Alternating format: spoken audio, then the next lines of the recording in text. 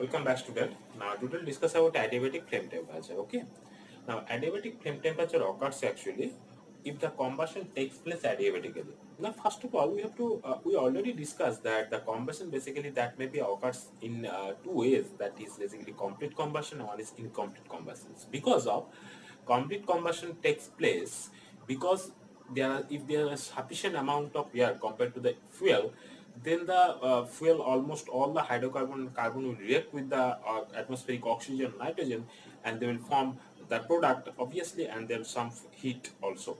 So this is called complete combustions. If there are some amount of fuel exist or not burned properly with the atmospheric oxygens, if there are less amount of oxygens are there in the dry base, in the mass basis, then it happens that incomplete combustion takes place.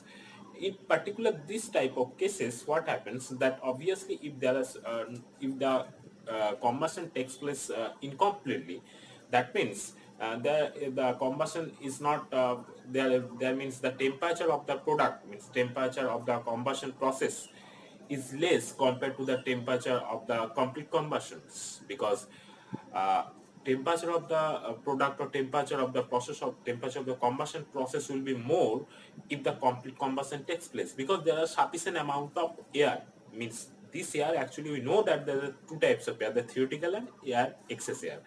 Now if there are sufficient amount of air compared to the theoretical air, because we assume that this is a theoretical air, but what is in practical cases, that in practical cases we have to be flow, or you have to add some amount of excess airs because of the complete combustion takes place. If the complete combustion takes place, that means if the sufficient of excess amount of air is flow through into the combustion chamber, it may happen, or it happens that the complete combustion takes place. If the complete combustion takes place, that is the condition to take to produce the adiabatic flame temperatures, because one reason is that for the adiabatic flame temperature, that the temperature is basically the maximum. It is the maximum temperature that can attain for the product. So in this way also we can achieve maximum temperature of the uh, uh, maximum temperature of the product or combustion chamber, combustion process. But this is not sufficient. There are some also assumption are there. There are some also parameters are there, so that that the temperature should be called that adiabatic flame temperature or not. Let's take now. Adiabatic flame temperature basically it's the combustion process takes place adiabatically, obviously, as the name suggests. Now, if the combustion process takes place in adiabatically in the absence of work transfer, kinetic energy, and potential energy. Now, if it is happens so, because as we know that in steady flow energy equations, that steady flow energy equation, you know that if there is a inlet section, there is a outlet section. Okay, as you know that steady flow energy equation. Okay, so m dot is equal to hi plus q1 square by 2 plus zz1 minus m2 dot h2 dot plus b2 square by 2 plus gz2 plus q minus w. So these are steady flow equations. Means this is the first law of steady flow equations. If the combustion process takes place, or we can invoke the first law applied, means first law of thermodynamics, or first law applied to the flow process. If the combustion process, we assume that this is a flow process, obviously we can set that these are the equations, and in particular adiabatic flame temperature, if we assume that there are some absence of work transfer, kinetic energy, potential energy, so that means this term will be zero. Kinetic energy, potential energy, this is the kinetic energy, potential energy, no heat transfer, no work transfer. Because there is no heat transfer takes place, that is the adiabatic process. So ultimately what happens, that for the steady flow process, m dot h1 is equal to m dot h2 dot.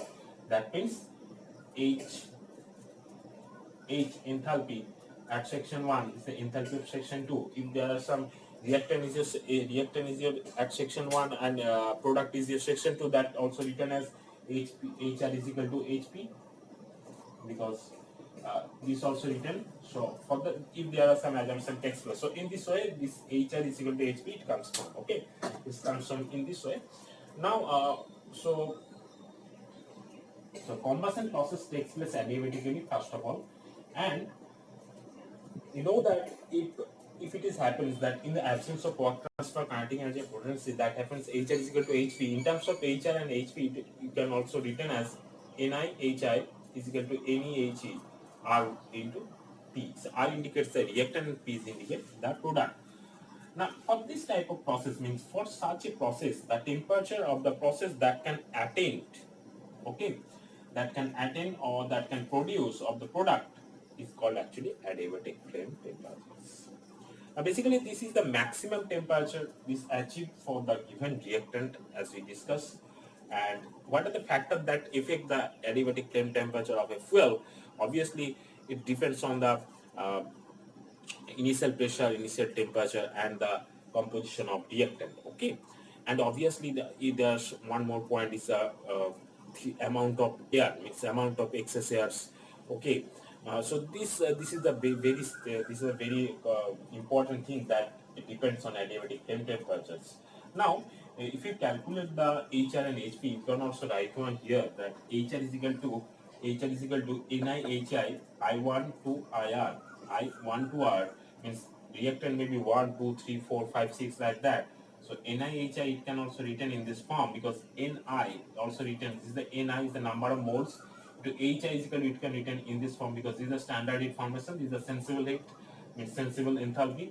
Similarly, for the product cases, this is the number of moles in the product, okay, into HF plus HF dot. That means the standard enthalpy at a constant pressure and constant temperature, means at a certain pressure and certain temperatures. Means standard pressure temperature, that is basically 1 atmospheric pressure and the temperature is 25 degrees Celsius, means 298 Kelvin plus these are the enthalpy. So the two will be equals. Now, if you calculate this HR, so HR will be NiHi, so this one 1 to R, so Ni plus HF T0. T0 means 0, HF dot means 0, that indicates the 1 atmospheric pressure and T0 is equal to 298 Kelvin. So this is the standard heat of formation plus summation of this is equal to this one plus this one. This is basically sensible enthalpy, which is basically integral from T0 to T, which is basically the temperature that can attain from the standard temperature, standard temperature to maximum temperature that can attain for the reactant as well as product. Okay. Similarly, if you assume that the combustion process takes place, that is the combustion reaction, suppose is a methane, it reacts with the oxygen, it will form 1 mole of carbon dioxide and 2 mole of oxygen. So in this combustion equation, this is the reactant and this is your product. So for the for this part only, for the reactant part only, the HR will be NCHR because this is basically NiHi. So this will be NCH4 into HCH4 plus it is O2, that means NO2 into HO2, because this is the standard, this is the standard part, this will be 0 and this HP will be similar fashion. So this will be summation of two part, that will be standard heat of formation, that will be this one, and this will be the sensible enthalpy. Okay, so for the product for this reaction, that will be HP is equal to this one plus the temperature that can reach for the adiabatic process, means for the for if the process or combustion process occurs adiabatically, that means for the T0 to T adiabatic. So plus T0 to adiabatic CPI T dt. Okay, for this case also T0 to Ti if CPI T dt. If T is equal to T0, if it happens, so if there is in the particular case when the reaction takes place, if it happens so that the temperature that can attain, that is basically the standard temperature of the process, that is 298 Kelvin, that means 298 to 298 Kelvin, that will be that, so it will be 0. Okay, so in this way actually we can calculate the enthalpy of formations. Now if you look on the one more thing, that suppose is the enthalpy temperature diagram plot, and one more thing, that adiabatic from temperature, it can be done by two ways or two process. One is constant pressure process and another is constant volume process. But in actually what happens, that in constant process, in constant pressure process, constant pressure process, what happens, that P delta V, okay, means or delta or V delta P is very negligible. So that's why in the constant pressure process we are assuming that in constant pressure process we are only consider But what happens is that enthalpy temperature plot, you know that this is the reaction line, this is the temperature line. When you study the heat of reaction, what happens?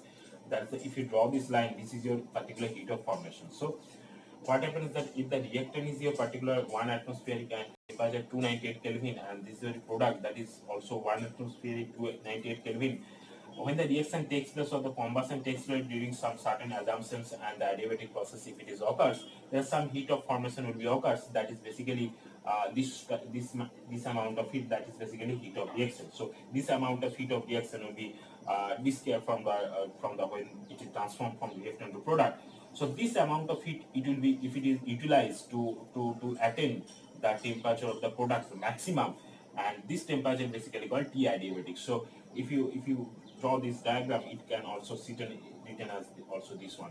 So this is basically adiabatic flame temperature. So adiabatic flame temperature is basically nothing. This is basically maximum temperature that can attain from the combustion process if the combustion process takes place adiabatically, and if there some assumption takes place, that means there is no heat transfer, no work transfer, and obviously no kinetic energy, no potential energy. If it is happens, so that means that will be H1 is equal to HR, and you know that HV is equal to summation of I1 to R, and for the product case that I1 to P, and Ni is your number of moles, and H is enthalpy for the reactant, Ne and He is your number of moles for the product and enthalpy. Okay.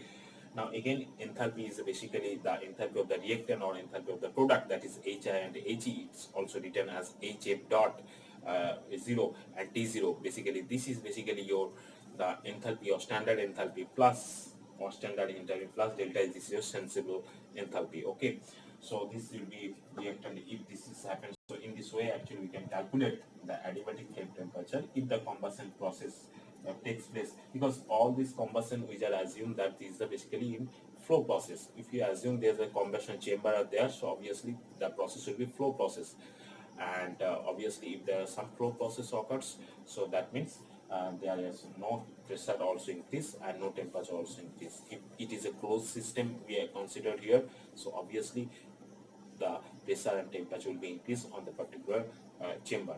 Okay, so this is all about the adiabatic temperatures. Okay.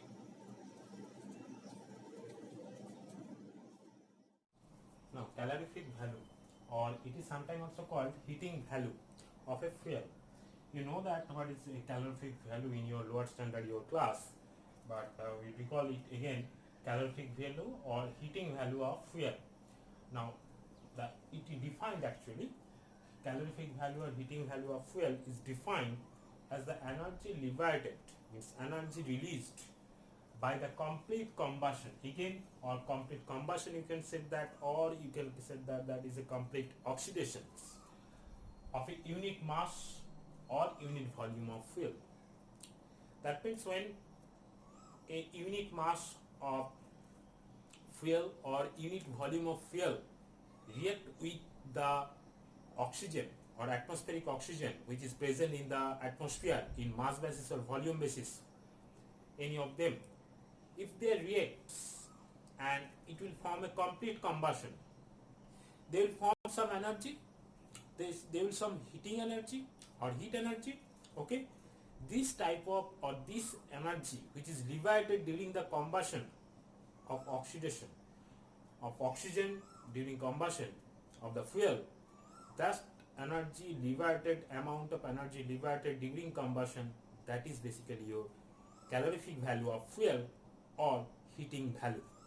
That means what amount of energy liberated during complete combustion or oxidations of the fuel, that is your calorific value or heating value of a fuel.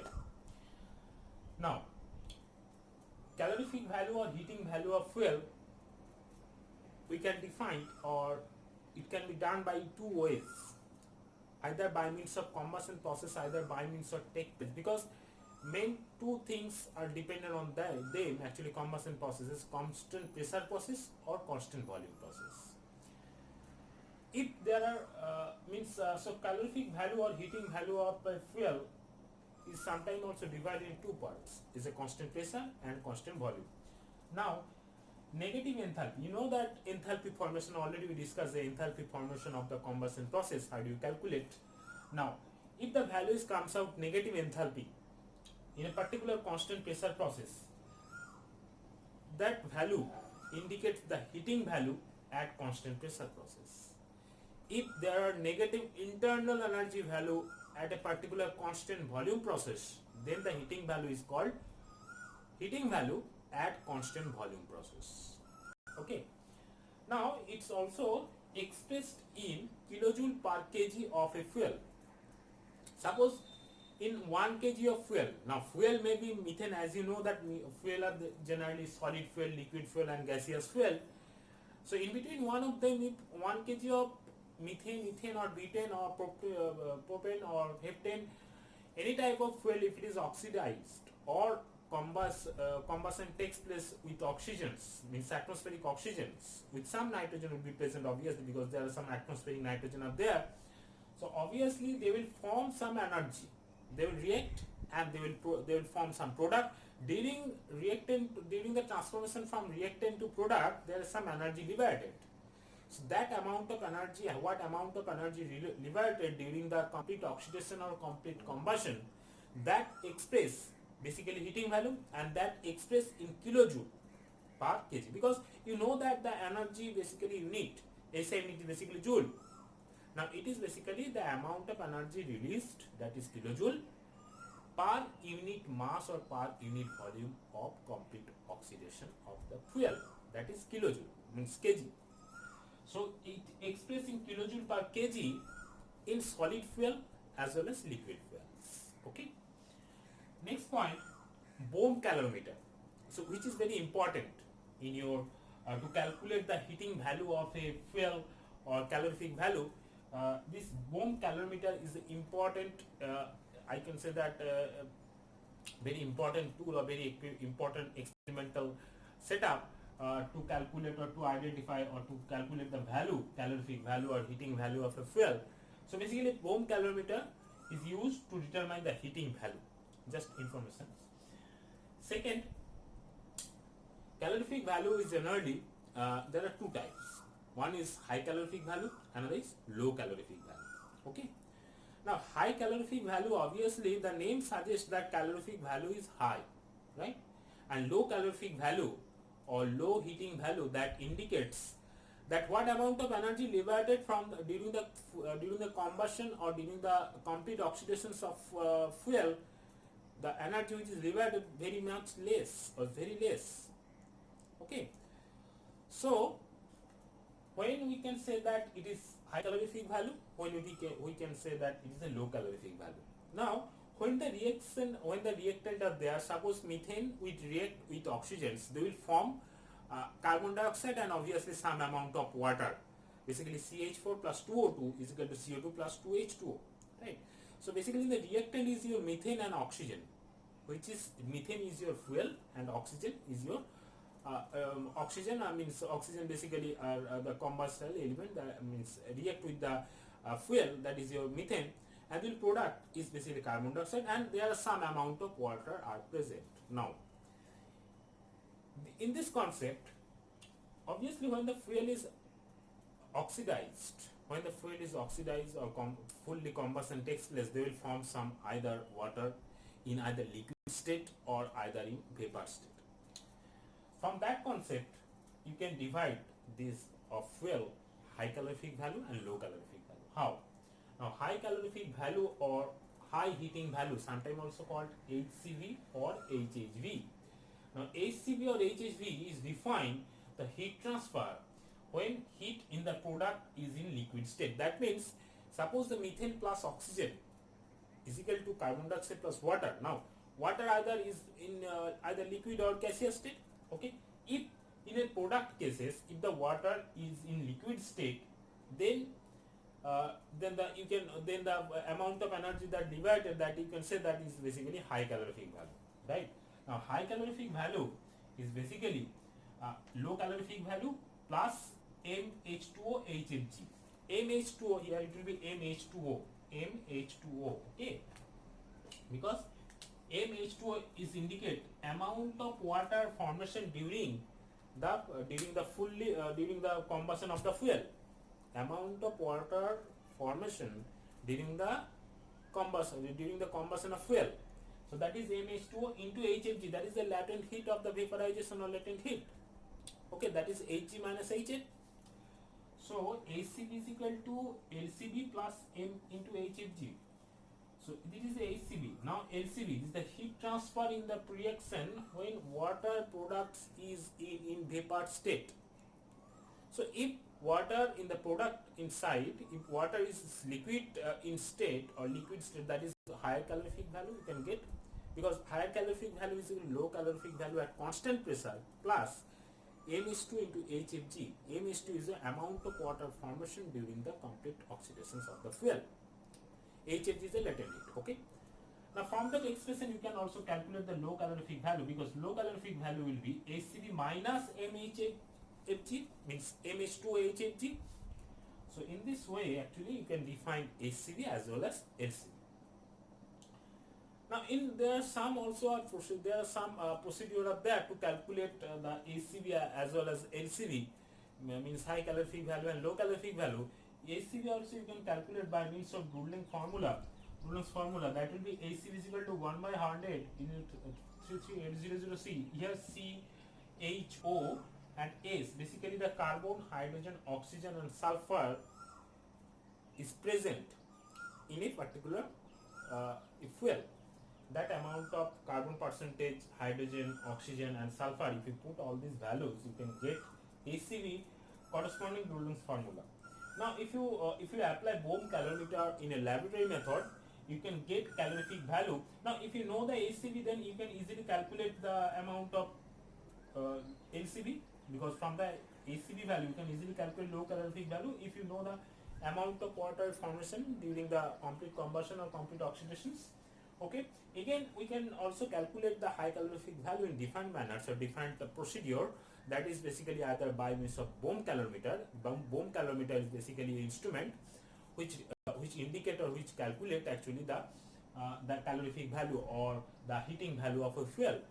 Okay, so C is your heating value or calorific value, that is basically W plus WE into C into T2 minus T1 plus TC divided by WF, where C is your calorific value, W is your weight of the water and W is your water equivalent of calorimeter, C is your specific heat, that is 4.18, T2 is the final temperature of the water and Bohm calorimeter, and T1 is the initial temperature of the water and Bohm calorimeter, and TC is the radiation corrections. So in this way actually we can calculate the HCV as well as LCV also in the same fashions, because if you know the HCV you can just convert it to LCV also. So this is all for calorific value and heating value of fuel. So okay, thank you very much for listening and watching me, and goodbye.